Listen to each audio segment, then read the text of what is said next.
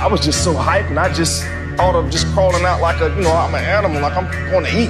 I went on the field, and I'm standing like adjacent to the tunnel. So here he comes in his little Weapon X look, and he ran right through me. He was gone. He just lost it. Very quiet, didn't say much, and then the transformation occurs.